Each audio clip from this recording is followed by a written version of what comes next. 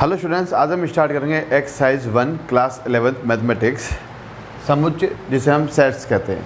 ठीक है ना। समुच्चय या सेट पढ़ने से पहले हमें नंबर सिस्टम के बारे में थोड़ी सी जानकारी लेनी है। उसे हम थोड़ा समझ लेते हैं कि नंबर सिस्टम एक्चुअल में है क्या, किस तरीके से हमने उसे 11th क्लास में या 9th क्लास में हमने उसको पढ़ा। ठीक है ना। नंबर सिस्टम की हम बात करेंगे, यानी संख्या पद्धति। संख्या पद्धति, ठीक है ना। ये हमने 9th क्लास से पढ़ते आ रहे हैं संख्या पद्धति कि नंबर सिस्टम में कौन कौन सी संख्याएं हमारी आती हैं, सबसे पहले कौन सी संख्याएं आई, उसके बाद कौन सी संख्याएं आई, और उन संख्याओं में कौन कौन से नंबर से कौन कौन सी संख्या आती हैं। तो समझ रहे हैं, सबसे पहले जो संख्याएं आई हमारे पास वो है नेचुरल नंबर। नेचुरल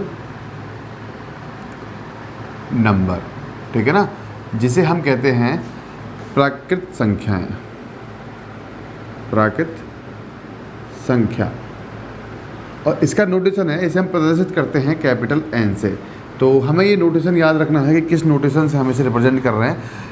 ठीक है ना।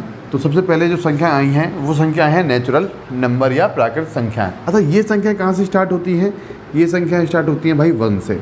1 2 3 4 और कहाँ तक? अनंत तक। ठीक है ना। 1 से स्टार्ट होती हैं अप टू इन्फिनिटी। 1 2 3 4 अनंत तक ये संख्याएं आती हैं। अच्छा, इसमें कई बार सारी संख्याएं हैं जो इसमें नहीं आती हैं, जैसे उन्हें हम यहाँ समझ रहे हैं कि जैसे इसमें हम बोलें डेसिमल। डेसिमल नंबर इसमें नहीं आते हैं। डेसिमल नंबर जिन्हें आप कहते हो दशमलव, इसमें दशमलव वाली संख्या नहीं आती हैं। ठीक है ना। इसमें P/Q वाले रूप की जो भी संख्याएं हैं वो भी नहीं आती हैं। अंश बटा हर वाली, है ना, वो वाली संख्याएं भी इसके अंदर नहीं आती हैं। इसके अंदर रूट वाली संख्याएं, रूट यानी वर्गमूल, वर्गमूल वाली संख्याएं भी इसके अंदर नहीं आती हैं। बात समझ में आ रही है ना। इसके अंदर नेगेटिव या ऋणात्मक वाली संख्याएं भी इसके अंदर नहीं आती हैं। जब हम नेचुरल नंबर की बात कर रहे हैं तो इसके अंदर ये संख्याएं नहीं आती हैं। अच्छा, इसके अंदर एक शून्य या 0 ये भी इसके अंदर नहीं आता है। ठीक है ना। इसके अंदर क्या आता है? इसके अंदर आता है सिर्फ 1 2, 1 के बाद सीधा 2 आएगा, 1.1 नहीं आएगा, 1.01 भी नहीं आएगा, 1 के बाद सीधा 2 आएगा, फिर 3 आएगा, फिर 4 आएगा, और कहाँ तक? अनंत तक। तो ये संख्या कहलाती है नेचुरल नंबर या प्राकृत संख्याएं। अच्छा, इसमें हम बात करेंगे सबसे मिनिमम या सबसे छोटी प्राकृत संख्या या minimum value of natural number की अगर हम बात करें, ठीक है ना, सबसे छोटी प्राकृत संख्या तो वो हो जाएगी 1, और सबसे बड़ी परिभाषित नहीं है क्योंकि वो होती है अनंत, है ना। और अनंत कोई एक नंबर नहीं है, ये चलता जाएगा आगे, जितना आप आगे बढ़ाते जाओगे इसको चलता जाएगा। तो इसमें सबसे बड़ी प्राकृत संख्या हम नहीं बता सकते, या maximum value of natural number हम नहीं बता सकते कि इसमें मैक्सिमम नंबर क्या होगा नेचुरल नंबर का, वो हम नहीं बता सकते। लेकिन स्मॉलेस्ट नंबर जो है वो होता है 1, जिसे हम कहते हैं सबसे छोटी प्राकृतिक संख्या। बात समझ में आई। इसे हम कैपिटल N से प्रदर्शित करते हैं, ये हमें थोड़ा सा ध्यान में रखना है। नंबर 2, नंबर 2 है, इसके बाद आती है होल नंबर। होल नंबर जिसे हम कहते हैं पूर्ण संख्या। पूर्ण संख्या ना, इसके लिए आप ध्यान रखोगे ये संख्या नहीं आती हैं। अब जैसे इस वाली संख्या के लिए कौन कौन सी संख्या आती हैं, कौन कौन सी नहीं आती हैं, तो जो आती हैं उनको हम रफ़ कर देंगे, यहाँ से रफ़ करते हुए जाएंगे। ठीक है ना, ताकि आपके भी समझ में आए कि अच्छा चल क्या रहा है। तो होल नंबर यानी पूर्ण संख्या की हम बात कर रहे हैं नंबर 2 पे। होल नंबर पूर्ण संख्या को हम प्रदर्शित करते हैं बड़े W से। किसे रिप्रेजेंट करेंगे? कैपिटल W से। तो होल नंबर में कौन कौन सी संख्याएँ आती हैं? होल नंबर में जो संख्याएँ, ये जो होल नंबर हैं, ये संख्याएँ स्टार्ट होती हैं 0 से। 0 1 2 3, है ना, ऐसे चलता जाएगा अप टू इन्फिनिटी। तो होल नंबर की अगर बात करें, पूर्ण संख्या की अगर बात करें, तो इसके अंदर डेसिमल दशमलव वाली संख्या नहीं आती हैं, P/Q वाली संख्या नहीं आती हैं, रूट या वर्गमूल वाली संख्या भी नहीं आती हैं, ऋणात्मक वाली संख्याएं भी नहीं आती हैं। इसके अंदर शून्य आता है। ठीक है ना। तो अब ये शून्य हम रफ कर रहे हैं कि भाई इसके अंदर ये जो शून्य है वो आ गया। बात क्लियर हुई? ठीक है ना। नंबर 3, नंबर 3 की अगर बात करें तो नंबर 3 पे आते हैं इंटीजर्स। क्या आते हैं? इंटीजर्स, जिसे हम कहते हैं पूर्णांक। और इन्हें हम कैपिटल जेड से प्रदर्शित करते हैं। किससे प्रदर्शित करते हैं भाई? कैपिटल जेड से प्रदर्शित करते हैं। तो इसके अंदर कौन कौन सी संख्या आती है वो हम लिख रहे हैं। ये स्टार्ट होती है माइनस नेगेटिव से, चलता जाएगा, -3 मिलेगा, -2 मिलेगा, -1 मिलेगा, 0 मिलेगा, 1 मिलेगा, 2 मिलेगा, 3 मिलेगा, अप टू इन्फिनिटी। तो इसके अंदर ऋणात्मक संख्याएं ऐड हो गई। तो अब यहाँ से हम ये जो ऋणात्मक संख्याएं हैं वो हम मिटा देंगे, ठीक है ना। तो ये वाली संख्याएं इसके अंदर नहीं आती हैं, बाकी ऋणात्मक इसके अंदर आता है, 0 इसके अंदर आता है, और धनात्मक संख्याएं इसके अंदर आती हैं, पॉजिटिव वैल्यू इसके अंदर आती हैं। ये वाला जो पार्ट है, ये वाला पार्ट, इसे हम बोलते हैं जेड पॉजिटिव। इसका मतलब क्या? Positive integer. पॉजिटिव इंटीजर का हो या आप इसे कहो धनात्मक पूर्णांक, ठीक है ना। एक बार कैमरे में चेक करते हैं ये जो हम लिख रहे हैं वो आ रहा है नहीं आ रहा। तो हाँ, यस आ रहा है। तो इसे हम कहते हैं पॉजिटिव इंटीजर या धनात्मक पूर्णांक। और इतना जो पार्ट है उसे हम कहते हैं जेड नेगेटिव, या आप इसे कहो ऋणात्मक नेगेटिव इंटीजर, या इसे कहो आप ऋणात्मक पूर्णांक। ऋणात्मक पूर्णांक, ध्यान रखना, धनात्मक पूर्णांक को जेड पॉजिटिव से, ऋणात्मक पूर्णांक को जेड नेगेटिव से रिप्रेजेंट या प्रदर्शित करते हैं। और ये जो 0 बच गया इसे हम कहते हैं जीरो इंटीजर। जीरो इंटीजर, या फिर क्या बोलेंगे? शून्य पूर्णांक। बात क्लियर हुई, ठीक है ना। सो इतना कॉपी करेंगे, उसके बाद हम नेक्स्ट देखते हैं। कॉपी करेंगे इसको, तो इसके बाद स्टार्ट करते हैं हम। नंबर 3 तक हमारा हो ही गया है ना। ये वाला हम रफ कर रहे हैं, इसे आप फटाफट कॉपी कर लेंगे, जिससे हम आगे चलते हैं।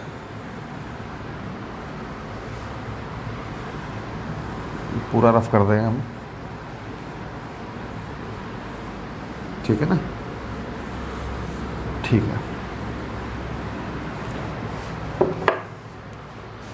सो नेक्स्ट नंबर 4 की अगर बात करें तो नंबर 4 पे आते हैं हमारे रेशनल नंबर्स। कौन से? रेशनल नंबर, जिन्हें हम कहते हैं परमेय संख्याएं।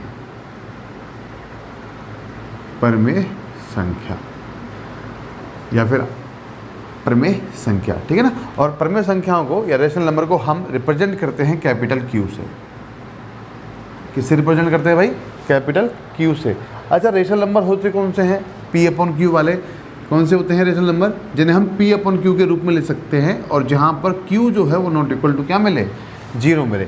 तो इसके अंदर कौन कौन सी संख्याएं आती हैं वो हम समझ रहे हैं, ठीक है ना। -∞ से स्टार्ट होगा, -3 मिलेगा, -2 मिलेगा, -1 मिलेगा, -1/2 मिल सकता है, 0 मिल सकता है, 1/2 मिल सकता है, 1 मिल सकता है, 3/2 मिल सकता है, 2 मिल सकता है। इस तरीके से ये कहाँ तक? इन्फिनिटी तक चलता जाएगा, ठीक है ना। तो इसके अंदर अगर हम बात करें, रेशनल नंबर के अंदर अगर हम बात करें, तो रेशनल नंबर में P/Q वाली जो वैल्यूज हैं वो आती हैं। इसका मतलब क्या? दशमलव वाली संख्याएं इसके अंदर आती हैं। जैसे हमने कहा कि 1/2 इसके अंदर आएगा, तो 1/2 का हम मीनिंग देखें तो हमें मिलेगा 0.5। इसका मतलब क्या कि डेसिमल वाले नंबर या दशमलव वाली संख्याएं भी इसके अंदर आती हैं। बात क्लियर हुई, ठीक है ना। और नेगेटिव वैल्यूज़ के अंदर आती हैं, और पॉजिटिव वैल्यूज़ के अंदर आती हैं, 0 इसके अंदर आता है, बाकी सब आता है। इसमें बस ऐड क्या हो गया कि P/Q वाली संख्याएं इसके अंदर आएंगी, मतलब दशमलव वाली संख्याएं भी इसके अंदर आती हैं। अच्छा, अगर मैंने आपसे पूछा कि भाई 2 क्या है, क्या 2 एक रेशनल नंबर है? क्या 2 परमेय संख्याएं हैं? तो हम क्या बोलेंगे कि यस सर हैं। क्यों हैं भाई? क्योंकि इसके नीचे भी अभी 1 है, तो इसे मैं लिख सकता हूँ P/Q के रूप में। बात समझ में आ रही है ना।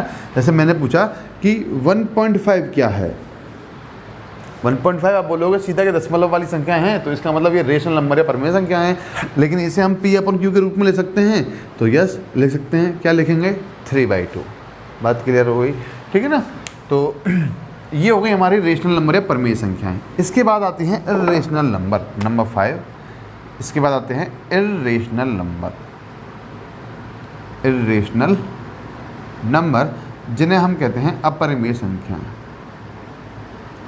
अपरिमेय संख्या। अच्छा, अब इर्रेशनल नंबर का कोई नोटेशन नहीं है मैथ में, ठीक है ना।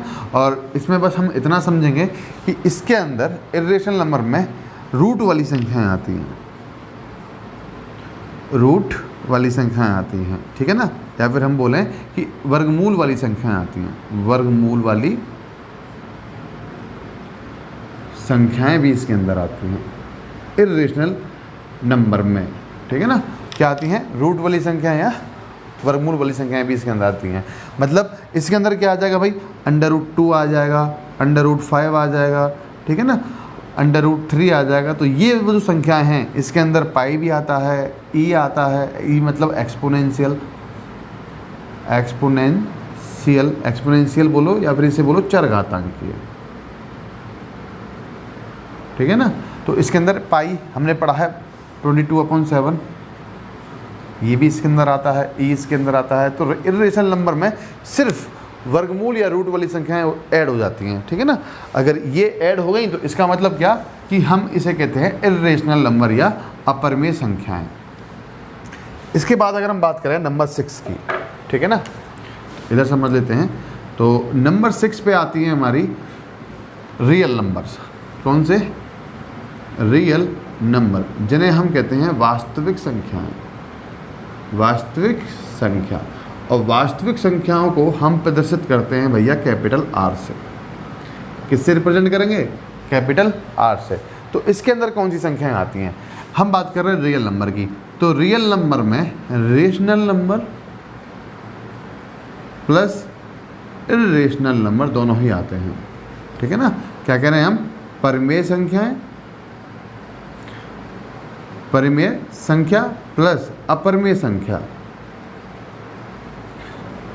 इन दोनों से मिलकर बना होता है वास्तविक संख्या या रियल नंबर, जिसके अंदर ये वाली संख्याएं भी आएँ और ये वाली संख्याएं भी आएँ, उन्हें हम कहते हैं रियल नंबर। मतलब हर तरह की संख्या इसके अंदर आती है। अंडर रूट वाली संख्याएं आती हैं, पॉजिटिव वाली संख्याएं आती हैं, नेगेटिव आती हैं, जीरो आता है, पाई आता है, ई आता है, दशमलव वाली संख्याएं आती हैं, P/Q वाली संख्याएं आती हैं, वर्गमूल वाली संख्याएं आती हैं, है ना। रियल नंबर वास्तविक संख्याओं में हर तरीके की संख्या आती है, ठीक है ना। तो ये आता है रियल नंबर। इसके बाद नेक्स्ट एक नंबर और आता है, तो इतना आप कॉपी कर लेंगे। उसके बाद हम समझते हैं नंबर 7 पर कौन सी संख्या आती हैं, ठीक है ना। सो कॉपी करेंगे इसको।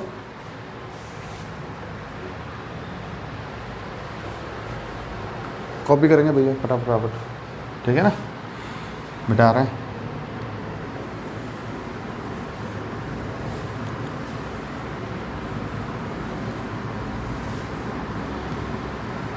वैसे इतना पढ़ चुके हैं हम, लेकिन फिर भी एक बार और, ताकि सब बच्चों तक बात पहुंचे हमारी, इसलिए वापस समझा रहे हैं आप लोगों को, ठीक है ना।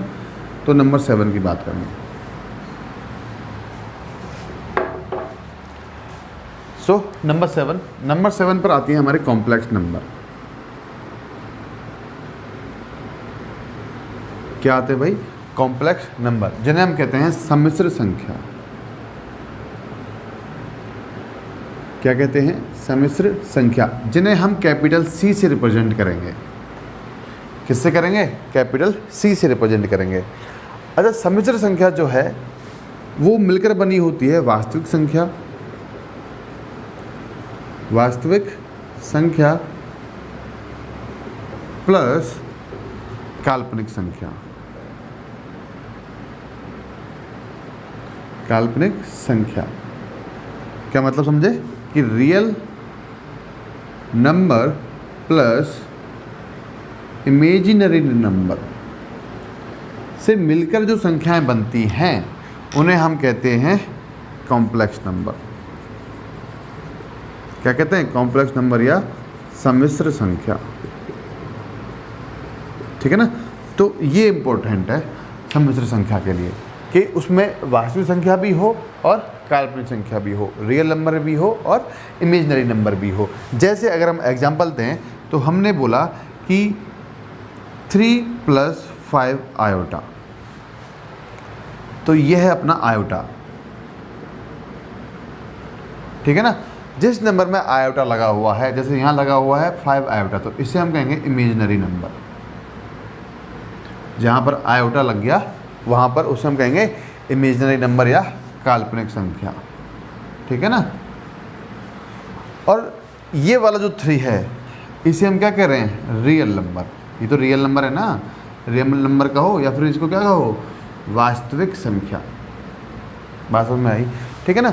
तो इन दोनों संख्याओं से मिलकर जो संख्या बनती है उसे हम कहते हैं कॉम्प्लेक्स नंबर या सम्मिश्र संख्या। ये हमारे 11th में ये पूरा एक चैप्टर है, इसको बड़े ध्यान से समझेंगे, हम पढ़ेंगे इसको, ठीक है ना। लेकिन अभी हम समझ रहे हैं कि 3 + 5 आयोटा एक सम्मिश्र संख्या या कॉम्प्लेक्स नंबर होगा। यदि मैंने आपसे पूछ लिया कि भाई आप बताओ कि 5 आयोटा क्या है, तो आपका आंसर होगा कि सर ये एक काल्पनिक संख्या है। बिल्कुल सही। लेकिन वहीं पर फिर मैंने आपसे पूछा कि क्या ये जो 5 आयोटा है वो एक कॉम्प्लेक्स नंबर होगा, तो आपका क्या आंसर होगा? ठीक है ना। कई बच्चे जानते होंगे, जो नहीं जानते वो समझ लेंगे कि इस समय पर भी ये एक सम्मिश्र संख्या है। आप बोलोगे कि इसमें रियल पार्ट तो है नहीं, लेकिन देखो ध्यान से, क्या आप इसमें रियल पार्ट दिख रहा है आपको? क्या 0 एक वास्तविक संख्या या रियल नंबर है? यस है। तो इस 5 आयोटा को भी हम क्या बोलेंगे? एक कॉम्प्लेक्स नंबर बोलेंगे। वहीं पर अगर मैंने आपसे पूछा कि ये जो 3 है वो क्या है, तो आप बोलोगे सर ये रियल नंबर है। लेकिन हम वही क्वेश्चन पूछ रहे हैं, हमने पूछा कि क्या 3 कॉम्प्लेक्स नंबर है, सम्मिश्र संख्या है, तो आप क्या बोलोगे? जिनको नहीं पता वो समझ लेंगे कि भाई इस समय पर भी ये क्या है? एक सम्मिश्र संख्या या कॉम्प्लेक्स नंबर है। कैसे कि इसमें हम ऐड कर रखा है हमने यहाँ पर 0 आयोटा, लेकिन वो दिखाई नहीं दे रहा आपको, ठीक है ना। तो अगर हम केवल 3 की बात करें तो वो भी एक सम्मिश्र संख्या या कॉम्प्लेक्स नंबर है, और अगर हम सिर्फ 5 आयोटा की बात करें तो वो भी एक सम्मिश्र संख्या या कॉम्प्लेक्स नंबर है। बात क्लियर हुई? ठीक है ना। ये था कॉम्प्लेक्स नंबर, पूरा चैप्टर है हमारे 11th क्लास में, अच्छे से पढ़ेंगे, ध्यान से पढ़ेंगे इसको। सो इतना कॉपी करेंगे, इसके बाद हम नेक्स्ट स्टार्ट करते हैं समुच्चय या सेट। सो कॉपी करेंगे इसको, जिन्होंने नहीं कर रखा है वो कॉपी कर लेंगे इसे, ठीक है ना। हम रफ कर रहे हैं इसको, ठीक है।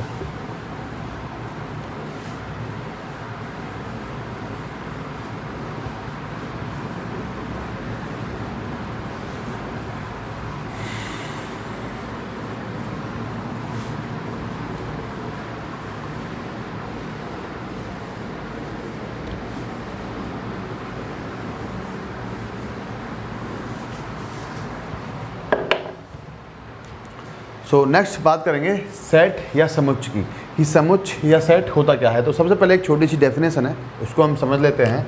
कह रहा है कि collection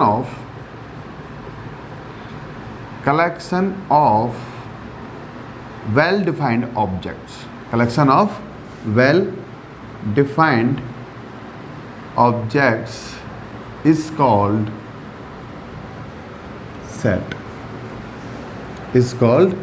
set, collection of well defined objects is called sets. या हम समझें कि वस्तुओं के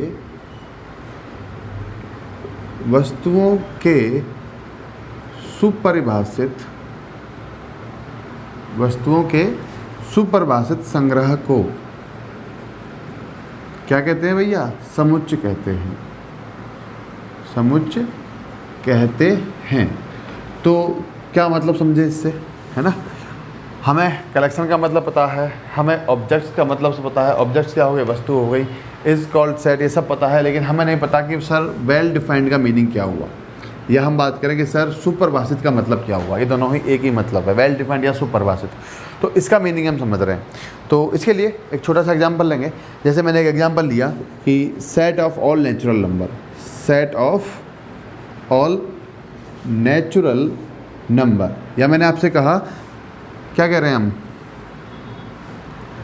नेचुरल नंबर यानी प्राकृतिक संख्याओं का संग्रह। क्या कह रहे हैं हम? प्राकृतिक संख्याओं का संग्रह। अगर मैंने आपसे पूछा कि भाई प्राकृतिक संख्याओं का संग्रह क्या होगा, तो आप सभी का एक आंसर होगा कि सर ये हो जाएगा 1 2 3 अप टू इन्फिनिटी, 1 2 3 से स्टार्ट करेंगे और कहाँ तक? अनंत तक। तो ये मुझे आंसर मिलेगा आपसे। क्या मैं भारत देश से बाहर जाकर बच्चों से पूछूं और दूसरे देश में जाकर बच्चों से पूछूं कि भाई प्राकृतिक संख्याओं का संग्रह क्या होगा या set of all natural number क्या होगा, तो क्या सभी मुझे ये आंसर देंगे 1 2 3 टू इन्फिनिटी? यस, यही बोलेंगे।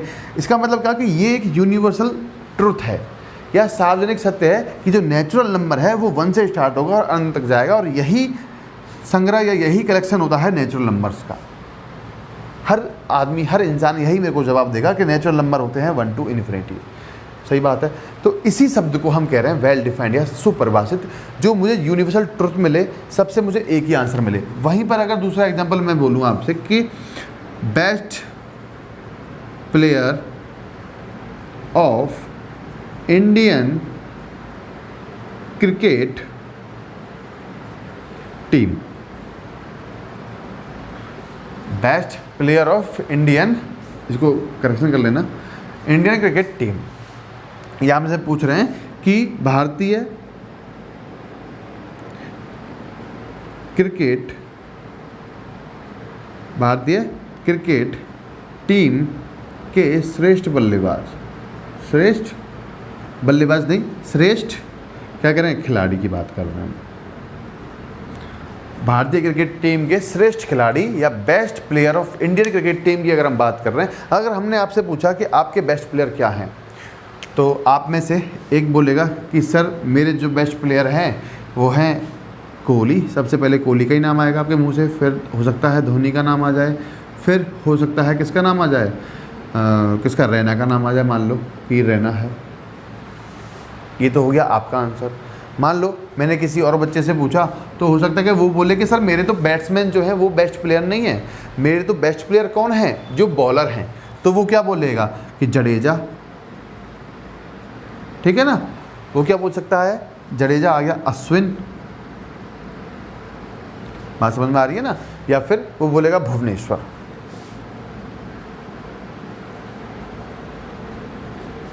ऐसा बोल सकता है वो। या फिर मैं किसी और बच्चे से पूछूं तो वो बोलेगा कि नहीं सर मेरे बॉलर भी नहीं है, मेरे तो जो कीपर है ना वो बेस्ट प्लेयर हैं। तो कीपर के अंदर कौन कौन से नाम आ जाएंगे, वो बोल सकता है कि धोनी मेरा बेस्ट प्लेयर है, वो बोल सकता है, क्या नाम है उसका जो नया है ना अभी, क्या नाम है, KL राहुल, बोल सकते हैं ना KL राहुल। या फिर सर मेरा तो वो है द्रविड़ भी कीपर रहा था। मान लो कि मैंने किसी और बच्चे से पूछा तो वो मुझे बताएगा कि सर ये तो नए वाले हैं, मेरे जो पुराने हैं ना बैट्समैन वो मेरे बेस्ट प्लेयर हैं। तो वो बोल सकता है सचिन, ठीक है ना, वो बोल सकता है सहवाग, ठीक है ना, और द्रविड़ भी बोल सकता है वो। तो इसका मतलब क्या कि पर्सन टू पर्सन, अगर मैं एक आदमी से दूसरे आदमी की तरफ जा रहा हूं तो मुझे वो जो समूह है श्रेष्ठ बल्लेबाजों का, श्रेष्ठ खिलाड़ियों का, वो समूह मुझे अलग अलग मिल रहा है। तो इसे मैं सुपरिभाषित संग्रह या वेल डिफाइंड कलेक्शन नहीं कहूँगा। क्यों? क्योंकि ये मुझे आंसर पर्सन टू पर्सन मुझे चेंज मिला, ठीक है ना। अगर मैंने व्यक्ति दर व्यक्ति मैंने अगर आंसर पूछा या फिर जवाब पूछा कि भाई आपके भारतीय क्रिकेट टीम के श्रेष्ठ बल्लेबाज या श्रेष्ठ खिलाड़ी क्या होंगे, तो वो मुझे अलग अलग आंसर देंगे। किसी का कोई बेस्ट प्लेयर है, किसी का कोई बेस्ट प्लेयर है, ठीक है ना। तो ये मुझे जो आंसर मिलेगा वो एक आंसर नहीं मिलेगा। तो इस वाले शब्द को या इस वाली जो लाइन है, इस वाली लाइन को मैं वेल डिफाइंड कलेक्शन नहीं बोलूँगा। क्या नहीं बोलेंगे इसको? Well defined collection. सो इस केस में ये वाला जो पार्ट है इसे हम क्या नहीं बोलेंगे भाई, सेट नहीं बोलेंगे या समुच्चय नहीं बोलेंगे, ठीक है ना। और जिस लाइन का मुझे क्या मिल जाए, एक वेल डिफाइंड कलेक्शन या सुपरिभाषित संग्रह मिल जाए, उसे हम कहेंगे समुच्चय या सेट, समुच्चय या सेट। तो इस वाली बात को हम कहेंगे कि ये सेट है लेकिन ये सेट नहीं है। बात क्लियर हुई, ठीक है ना। सो इतना कॉपी करेंगे। इसके बाद हम नेक्स्ट पढ़ते हैं। इसमें आता है type of sets and how to write a set, है ना। मैनी टाइप्स होते हैं, 2 टाइप से हम सेट को लिख सकते हैं, वो समझेंगे आगे। तो उससे पहले कॉपी करेंगे इसको।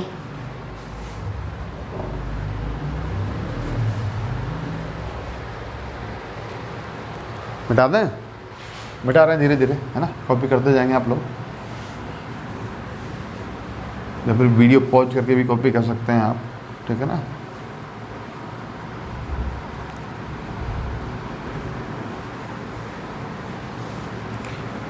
जी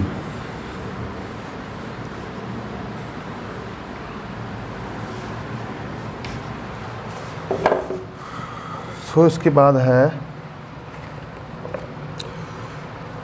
समुच्चय का निरूपण। क्या पढ़ेंगे हम? Representation of a set. So next हम बात करेंगे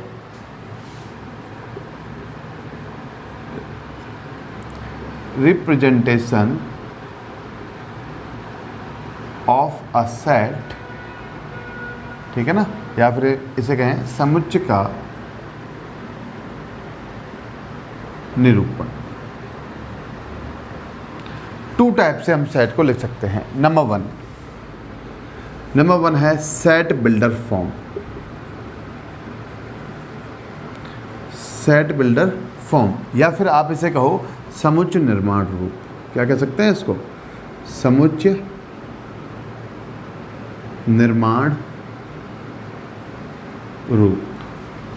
बात समझ भाई। दूसरा है रोस्टर फॉर्म। रोस्टर या टेबुलर जिसे हम कहते हैं, टेबुलर फॉर्म, ठीक है ना। इसे भी आप दो नाम से जानेंगे। एक तो हो जाएगा सारणीबद्ध रूप। क्या हो जाएगा भाई? सारणीबद्ध रूप या रोस्टर रूप। तो इन दो तरीके से हम किसी भी समुच्चय को लिख सकते हैं। एक एग्जाम्पल समझते हैं, एक इजी सा, बहुत ही सस्ता सा एग्जाम्पल लेंगे। वोवल्स ऑफ इंग्लिश अल्फ़ाबेट, ठीक है ना। क्या कह रहे हैं हम? वोवल्स ऑफ इंग्लिश अल्फ़ाबेट, या आप इसे कहो अंग्रेजी वर्णमाला के स्वरों का समूह, ठीक है ना। तो इस वाली बात को हम दो तरीके से लिखेंगे। हमारे पास दो तरीके हैं। पहला है सेट बिल्डर फॉर्म, दूसरा है रोस्टर और टेबुलर फॉर्म, जिसे हम सारणीबद्ध रूप या रोस्टर रूप कहते हैं, ठीक है ना। सो मान लो कि यहीं पर हम समझते हैं कि सेट को किस तरीके से लिखते हैं। सबसे पहले अगर आप सेट को लिखोगे तो सेट को आपको लिखना है एक कैपिटल लेटर में, ठीक है ना। Capital A, capital B to capital Z हमें कैपिटल लेटर में लिखना है। दूसरा कि जितने भी एलिमेंट्स आते हैं या जितने भी अवयव आते हैं इस समुच्चय सेट के अंदर, उन्हें हम लिखते हैं करली ब्रैकेट के अंदर। करली ब्रैकेट को हम कहते हैं मझला कोष्ठक। क्या कहते हैं? मझला कोष्ठक। अच्छा, इसके अंदर जितने भी एलिमेंट आएंगे या अवयव आएंगे उन सभी को हम कॉमा लगा के सेपरेट करेंगे, है ना। कॉमा लगा के सबको अलग अलग करेंगे। जैसे हमने कहा वोवल्स ऑफ इंग्लिश अल्फ़ाबेट या फिर अंग्रेजी वर्णमाला के स्वरों का समूह। तो स्वर कौन कौन से हो गए? वोवल्स कौन कौन से हो गए? A, E, I, O, U। तो इसके अंदर एलिमेंट्स आने वाले हैं A, E, I, O, U। तो जितने भी एलिमेंट्स हैं उन्हें हम स्मॉल लेटर में लिखेंगे। ध्यान रखना कि सेट को हम लिखते हैं कैपिटल लेटर से, लेकिन यहाँ पर जो भी एलिमेंट्स आते हैं उन्हें हम लिखते हैं स्मॉल लेटर में, और हर एलिमेंट को कॉमा लगाकर अलग करते हैं। जैसे हम कहेंगे इसको A, E, I, O, U, और इसे हमें रखना है मझला कोष्ठक के अंदर, है ना, या फिर करली ब्रैकेट्स के अंदर। तो ये तरीका है सेट को लिखने का। बात क्लियर हो गई। दूसरी बात कि इस रूप को हम कहते हैं रोस्टर और टेबुलर फॉर्म। क्या कहते हैं भाई? रोस्टर या टेबुलर फॉर्म। टेबुलर फॉर्म जिसे आप कहते हो सारणीबद्ध रूप, सारणीबद्ध रूप। बात समझ में आई, ठीक है ना। वहीं पर हम इसे लिखते हैं अब सेट बिल्डर फॉर्म या समुच्चय निर्माण रूप में। तो देखो किस तरीके से लिखेंगे, थोड़ा ध्यान से समझेंगे इस बात को कि इसमें जितने भी अवयव हैं या एलिमेंट्स हैं उन एलिमेंट्स को हमने माना x। क्या माना भैया? x माना। तो किस तरीके से लिख रहे हैं? उस x या उस एलिमेंट को, ठीक है ना, वो हम समझेंगे। उसके बाद हम समझेंगे कि लैंग्वेज के रूप में भी कि किस तरीके से लिखते हैं। सो यहाँ पर लिखेंगे सेट बिल्डर फॉर्म में कि x सच दैट। इसका मतलब होता है सच दैट, या फिर इस प्रकार है। क्या बोल रहे हैं? x such that x is a vowel of English alphabet. English alphabet, इस तरीके से, ठीक है ना। क्या बोल रहे हैं कि x इस प्रकार है, x एक अंग्रेजी वर्णमाला का स्वर है। ये समझे भाई हम, ठीक है ना। तो इस रूप को हम कहते हैं सेट बिल्डर फॉर्म। क्या कहते हैं भैया इसे हम? सेट बिल्डर फॉर्म, या फिर आप इसे कहो समुच्चय निर्माण रूप। समुच्चय निर्माण रूप। बात समझ में आई, ठीक है ना। सेट बिल्डर फॉर्म या समुच्चय निर्माण रूप। थ्योरेटिकली हम इसको कैसे समझेंगे? सेट बिल्डर फॉर्म की या समुच्चय निर्माण रूप की बात करें तो इस वाले रूप में हम अवयवों को उनके गुणधर्म से लिखते हैं, ठीक है ना। जितने भी एलिमेंट्स हैं उन्हें हम प्रॉपर्टी, इनकी जो प्रॉपर्टी है उनके हिसाब से लिखते हैं। अच्छा, इनकी प्रॉपर्टी क्या थी, इनकी प्रॉपर्टी या इनका गुणधर्म क्या था, इनका गुणधर्म या इनकी प्रॉपर्टी जो थी वो ये थी कि ये अंग्रेजी वर्णमाला के स्वर हैं। क्या है ये वोवल्स ऑफ इंग्लिश अल्फ़ाबेट हैं, ठीक है ना। ये इनकी प्रॉपर्टी या गुणधर्म था। अच्छा, अब बात करें रोस्टर या टेबुलर फॉर्म की, सारणीबद्ध रूप या रोस्टर रूप में। ये रूप में हम क्या करते हैं कि जितने भी एलिमेंट होते हैं उन्हें हम लिस्ट के रूप में लिखते हैं। किसके रूप में लिखते हैं? लिस्ट के रूप में लिखते हैं। तो लिस्ट के रूप में हमने इस तरीके से लिखा कि भाई उसने पूछा कि अंग्रेजी वर्णमाला के स्वर लिखो या फिर वोवल्स ऑफ इंग्लिश अल्फ़ाबेट लिखो, तो हमने क्या लिखा? AEIOU एलिमेंट्स के रूप में, लिस्ट के रूप में लिखा। तो ये तरीका तो हो गया रोस्टर टेबुलर फॉर्म का। और हम जब लैंग्वेज के थ्रू या उसमें प्रॉपर्टी के थ्रू लिखते हैं, उनकी प्रॉपर्टीज़ क्या है उसके थ्रू लिखते हैं, तो वो आता है हमारा सेट बिल्डर फॉर्म या समुच्चय निर्माण रूप। इतनी बात समझ में आई, ठीक है ना। तो ये दो तरीके थे सेट को, किसी भी सेट को लिखने के दो तरीके होते हैं हमारे पास। पहला होता है सेट बिल्डर फॉर्म समुच्चय निर्माण रूप, या फिर दूसरा होता है रोस्टर या टेबुलर फॉर्म सारणीबद्ध रूप या रोस्टर रूप। इतना बात समझ में आया, ठीक है ना। सो इसे कॉपी करेंगे, इसके बाद हम नेक्स्ट समझते हैं। सो कॉपी करेंगे इसको,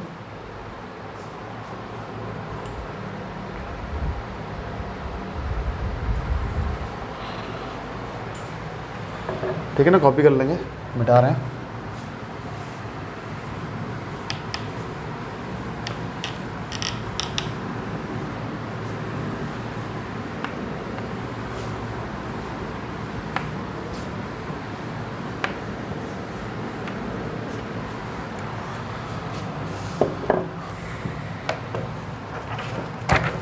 तो नेक्स्ट हम बात करेंगे समुच्चय के प्रकार, ठीक है ना।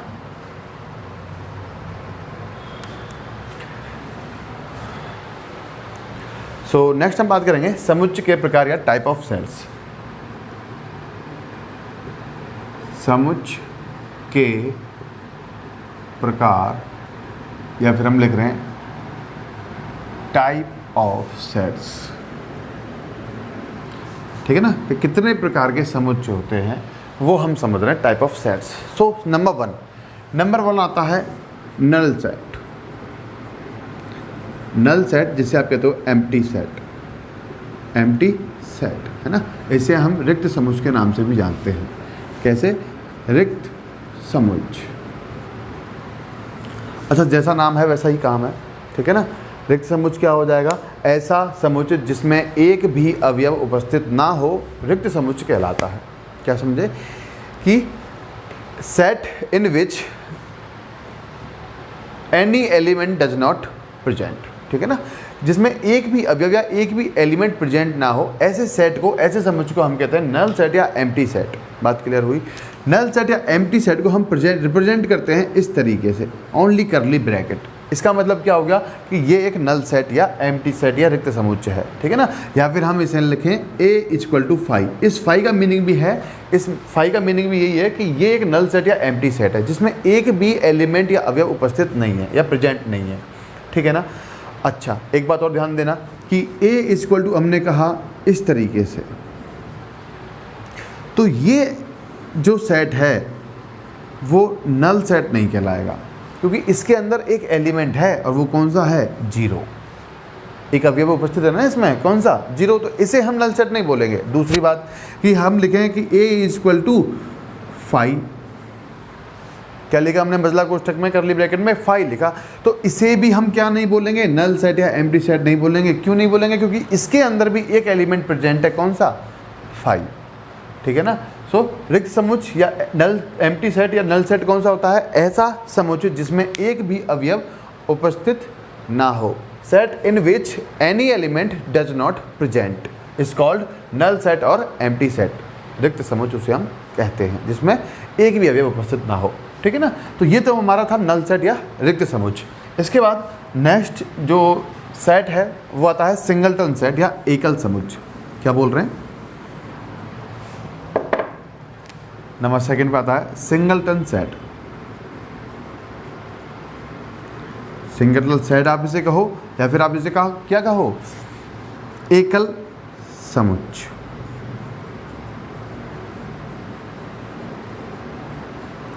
एकल समुच्चय, सिंगलटन सेट और एकल समुच्चय। अच्छा, नाम से पता चल रहा होगा। ऐसा समुच्चय जिसमें केवल एक अवयव उपस्थित हो क्या कहलाता है भाई? एकल समुच्चय कहलाता है, ठीक है ना। ऐसा समुच्चय जिसमें एक अवयव उपस्थित हो एकल समुच्चय कहलाता है। Set in which only one element present is called singleton set, ठीक है ना। Set in which only one element present, it means अगर हमने कहा कि a इक्वल टू 5 तो आप क्या बोलोगे इसे? Singleton set. जैसा कि हम यहाँ पर समझा था हमने कि अगर आपने a इक्वल टू लिखा 0 तो ये नल सेट नहीं है, क्या बन गया ये भाई? ये बन गया सिंगलटन सेट या एकल समुच्चय, ठीक है ना। एकल समुच्चय ऐसा समुच्चय होता है जिसमें सिर्फ एक अवयव उपस्थित हो, ठीक है ना। सिंगलटन सेट उसे हम कहते हैं set in which only one element present, only one element present is called singleton set, ठीक है ना। तो ये हो गया हमारा सिंगलटन सेट या एकल समुच्चय। इसके बाद नेक्स्ट हम बात करें तो आता है फाइनाइट सेट। फाइनाइट सेट या फिर आप इसे कहो क्या? Finite set. फाइनाइट सेट को हम कहते हैं परिमित समुच्चय। परिमित समुच्चय, ठीक है ना। इसमें भी सेम थिंग, जैसा नाम वैसा काम। फाइनाइट का मीनिंग क्या होता है? Countable values. क्या होता है? काउंटेबल वैल्यूज जो होती हैं उन्हें हम कहते हैं फाइनाइट वैल्यूज। क्या कहा? परिमित का मतलब होता है जिनकी हम गणना की जा सके, गणना की जा सके, उन्हें हम कहते हैं परिमित, ठीक है ना। Finite means countable values. तो इसका मतलब क्या? ऐसा समुच्चय जिसमें अवयवों की संख्या परिमित हो। क्या हो? परिमित यानी गणना की जा सके, ऐसे अवयवों की संख्या हो जिनकी हम गणना कर सकें। तो क्या कह रहा है? परिमित समुच्चय क्या कहता है कि ऐसा समुच्चय जिसमें अवयवों की संख्या परिमित हो, परिमित समुच्चय कहलाता है। क्या कहा? Set in which numbers of element are finite is called finite set. जैसे हमने कहा एग्जाम्पल के रूप में हम समझते हैं, कह रहा है कि 6 से छोटी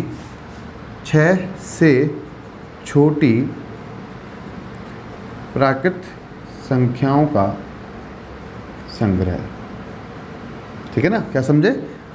collection of natural number less then 6। Collection of natural number less then 6 या 6 से छोटी प्राकृतिक संख्याओं का संग्रह। तो क्या लिखेंगे सेट ए के अंदर? माना वो सेट क्या है? ए है, तो आपको पता है किस में लिखना है? कर्ली ब्रैकेट में, मजले कोष्ठक के अंदर लिखना है। क्या लिखना है? प्राकृतिक संख्या या नेचुरल नंबर। कहाँ से स्टार्ट होती है? 1 से। 1 2 3 4 5 और किससे छोटी है भैया? 6 से छोटी है, लेस देन 6। तो इसका मतलब उस सेट के अंदर एलिमेंट्स आ जाएंगे 1 2 5। तो ये जो एलिमेंट्स हैं या ये जो अवयव हैं इनको हम गणना कर सकते हैं। ये जो एलिमेंट हैं वो काउंटेबल वैल्यूज़ हैं, काउंटेबल नंबर्स हैं, ठीक है ना।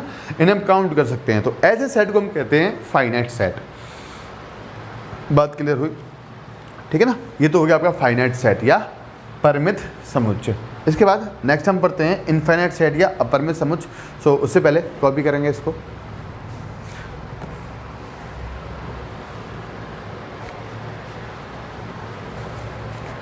कॉपी करेंगे भैया, मिटा रहे हैं।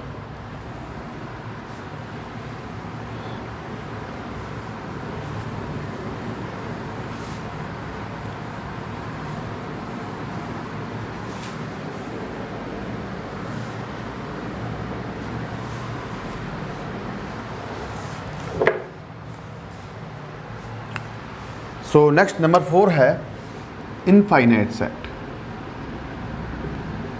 इनफाइनाइट सेट जिसे हम कहते हैं अपरिमित, क्या कहते हैं भाई? अपरिमित समुच्चय। ऐसा समुच्चय जिसमें अवयवों की संख्या अपरिमित हो।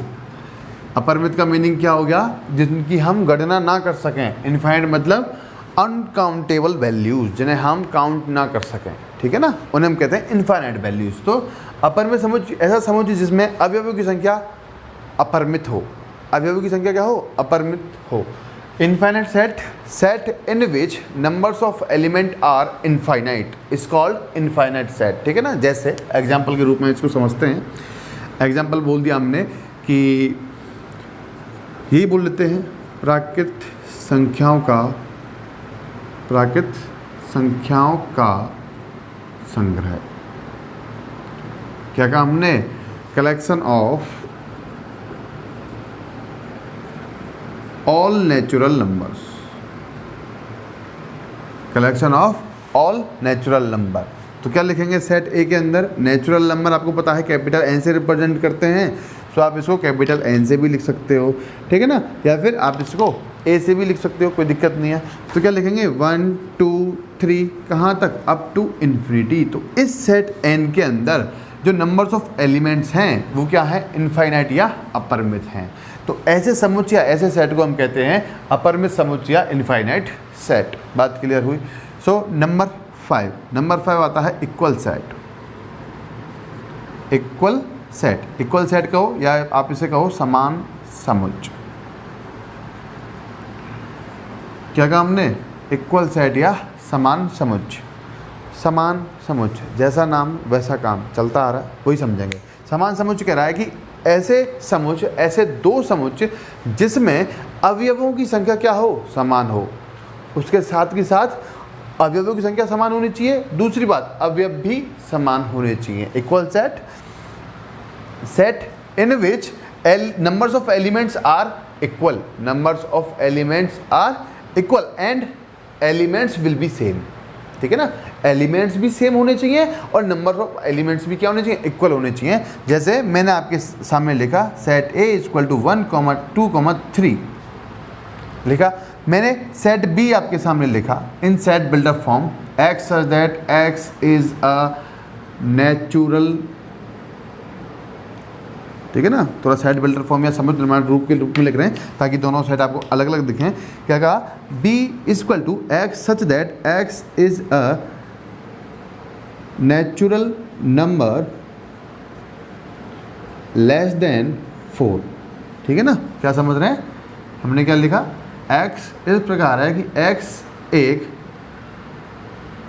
किससे छोटी? एक्स एक 4 से छोटी प्राकृत संख्या है। प्राकृत संख्या है। तो सेट बी के अंदर जो एलिमेंट्स हैं वो भी क्या आने वाले हैं? 1 2 3 आने वाले हैं।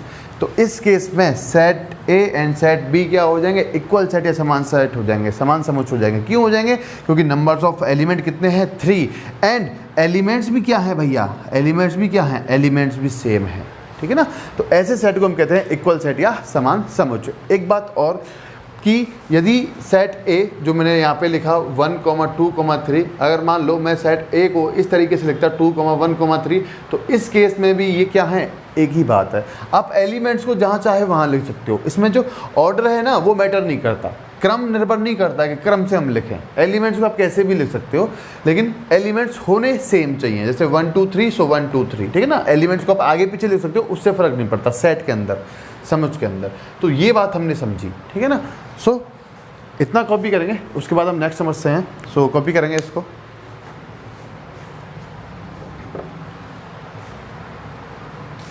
उतारो भाई।